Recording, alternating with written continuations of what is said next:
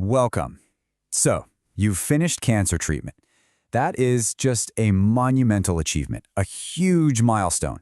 But after that last day, you might be asking yourself, okay, what's next? Well, that's exactly what we're going to talk about today. We're diving into that super important post-treatment recovery phase, and we're going to break down some really powerful advice from Dr. Swarnia on how to not just recover, but to really rebuild and thrive. Dr. Swarna has this incredibly powerful way of looking at the whole experience. She says that battling cancer, it's like fighting a war, and that makes every single survivor a soldier who has won that war. And think about that for a second. This isn't just some nice-sounding phrase. No, it's a way to really honor the absolute strength and, honestly, the grit it takes to get through something like that. And if you think about it, just like a soldier coming home from battle, the journey doesn't just end when the fighting stops, right? Finishing your treatment, that's the victory. You've won. But now, this vital post-war period begins, and this time is all about healing. It's about rebuilding, and it's about taking really, really good care of yourself. Okay, so what does this post-war recovery actually look like? If you're the soldier who won the war, what are your new orders, your new mission? Well, this is where Dr. Swarna gives us a super clear, totally actionable game plan for this next phase, and it's all built on what she calls 3 strategic pillars. Yep, it all boils down to these 3 things: strategic hydration, restorative nutrition, and emotional fortitude. I want you to think of these as the absolute foundation for rebuilding your health. So let's break each one down one by one.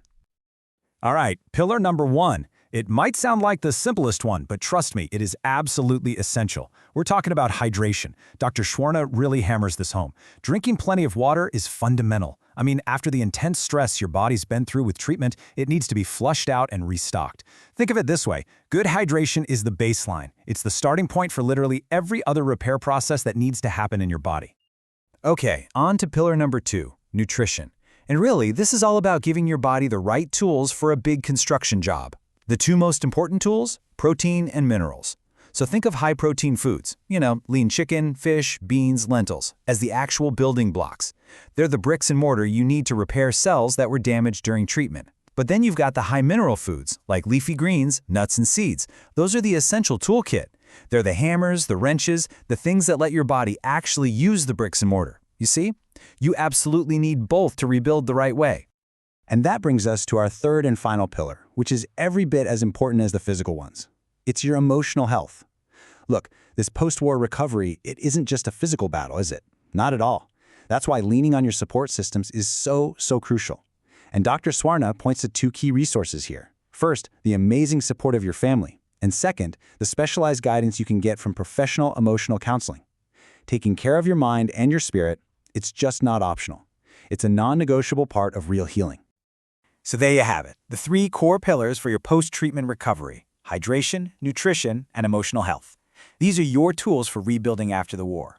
The journey of a survivor is just one of incredible strength, and that strength is something that continues long after that final treatment. So as we wrap up, we want to leave you with a question to really think about. Which one of these pillars will you focus on strengthening,